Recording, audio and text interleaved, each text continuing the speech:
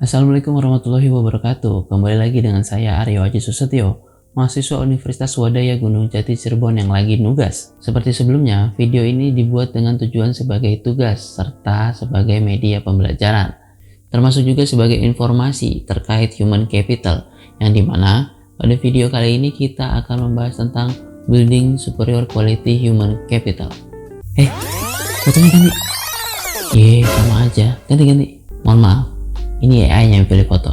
Jadi, untuk kalian mahasiswa dan orang-orang yang ingin mencari informasi atau hal-hal yang terkait dengan building superior quality human capital, kalian berada pada video yang tepat.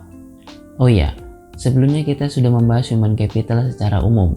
Sebenarnya, masih ada beberapa hal yang ingin saya tambahkan dalam video tersebut.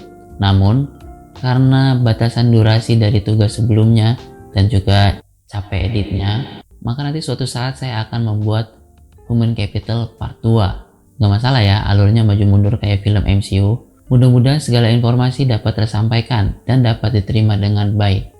Oke, kita langsung ke pembahasannya. Sebelumnya, kita sudah membahas Human Capital dengan ruang lingkup perusahaan atau organisasi. Kali ini, ruang lingkupnya akan lebih luas. Kita akan melihat manusia sebagai aset bangsa. Jadi, manusia dalam sejarah peradaban mampu menciptakan informasi lebih banyak dari yang diserap dari manusia itu sendiri, ataupun manusia mampu menciptakan perubahan lebih cepat dari manusia mengikutinya. Itu bukti bahwa manusia memiliki keterampilan, kompetensi, dan pengetahuan yang dimana itu diperolehnya dari pengalaman belajar.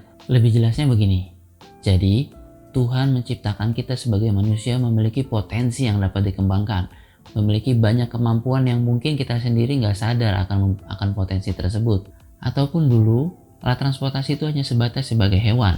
Namun sekarang, kita sudah bisa memakai mesin untuk alat transportasi kita. Itu tercipta dari potensi-potensi yang kita kembangkan, dari kreativitas yang sebelumnya belum ada, menjadi ada. Jika suatu bangsa ingin maju, maka suatu bangsa tersebut harus memiliki manusia yang berkualitas atau manusia unggul.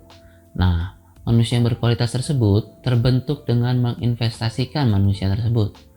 Menginvestasikan melalui treatment-treatment khusus yang mampu menciptakan nilai kreatif, produktif, dan mampu menyelesaikan masalah serta bekerja keras dengan komitmen dedikasi tinggi, didorong dengan integritas tinggi.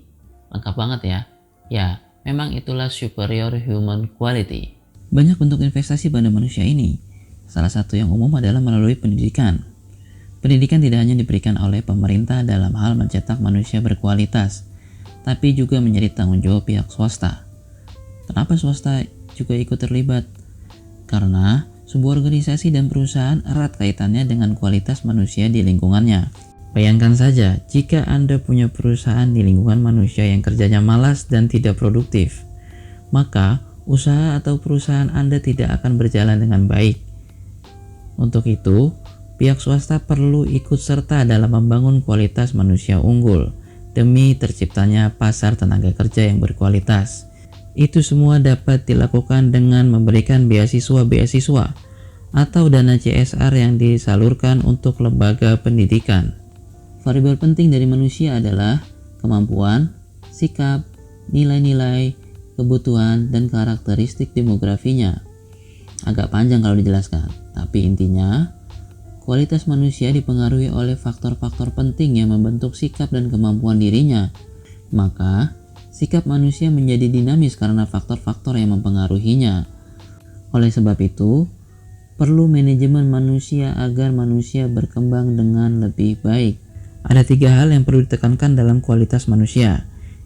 Yang pertama, kualitas spiritual, meliputi aspek iman, takwa, dan moral. 2. Kualitas masyarakat dan berbangsa. Yang ketiga, kualitas karya.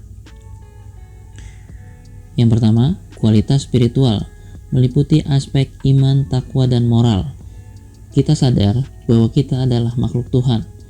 Segala aspek kebaikan berasal dari Tuhan, sehingga kita tidak memiliki standar ganda dalam melihat suatu hal. Dan tentunya, segala sesuatu yang kita buat semuanya berkat pemberian dari Tuhan. 2. Kualitas masyarakat dan berbangsa, termasuk kesetiakawanan sosial, rasa tanggung jawab, dan disiplin sosial.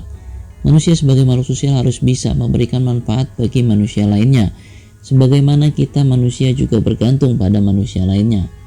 Yang ketiga, kualitas karya yang meliputi 3 hal, yaitu faktor pribadi, termasuk kecerdasan, pengetahuan, keterampilan, dan mandiri.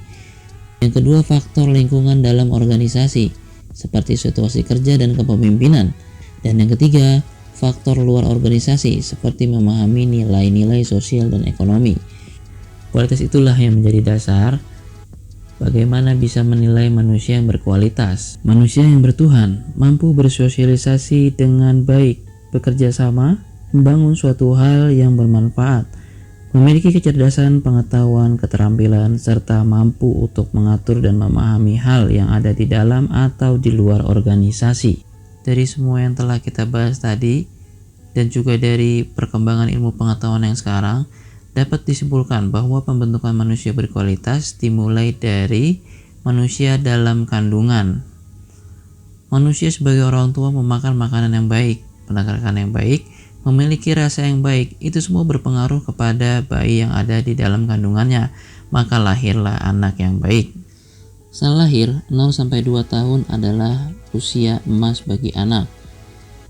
Stimulasi dan interaksi dapat memberikan pengaruh perkembangan kognitif, sosial, dan emosional.